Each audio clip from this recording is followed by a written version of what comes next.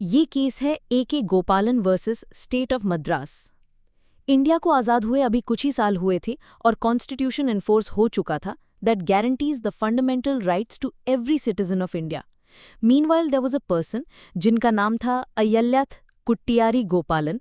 He is known as A K. Gopalan and he was a communist leader. उन्होंने देश की आज़ादी के लिए अंग्रेज़ों से काफ़ी लड़ाइयाँ लड़ी थीं और यहाँ तक कि एज अ पॉलिटिकल ओपोनेंट आज़ादी के बाद भी वो जेल में थे। उन्हें 1947 से ही अलग अलग मामलों में डिटेन किया जा रहा था। जब एक मामले से रिहाई मिलती तो सरकार कोई नया कारण बताकर उन्हें फिर से सलाखों के पीछे डाल देती।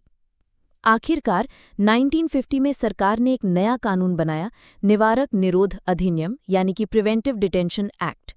इस लॉ ने गवर्नमेंट को ये पावर दी कि if there is a suspicion that there is a security threat by any person तो वो उस पर्सन को बिना मुकदमा चलाए डिटेन कर सकती है।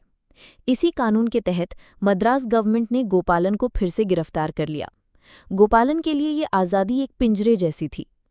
A K. Gopalan directly approach to the Supreme Court. At that time this was one of the most important case of Supreme Court. Supreme Court में प्रोसीडिंग शुरू हुई। एक तरफ थे गोपालन के वकील जिन्होंने इस प्रिवेंटिव डिटेंशन लॉ को कॉन्स्टिट्यूशन की जिस्ट पर असॉल्ट बताया और कहा कॉन्स्टिट्यूशन का article 19 provides the freedom of speech expression and the freedom to move freely throughout the India. And article 21 कहता है कि no person shall be deprived from his life and personal liberty expect to the procedure established by law. उनके वकीलों का तर्क था कि procedure established by law का मतलब सिर्फ किसी भी कानून को बना देना नहीं है, बल्कि उसका implementation due process and fair justice के प्रिंसिपल पे बेस होना चाहिए। And to put someone behind the bars only on the basis of doubt is completely unjustified.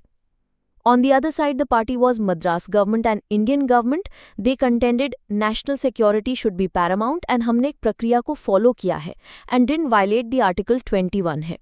और ये भी कहा कि the procedure established by law incorporated in Indian Constitution is different from US Constitution. Once a person detained, he further cannot claim to move freely throughout the India under Article 19. This judgment has extreme importance in Indian legal history.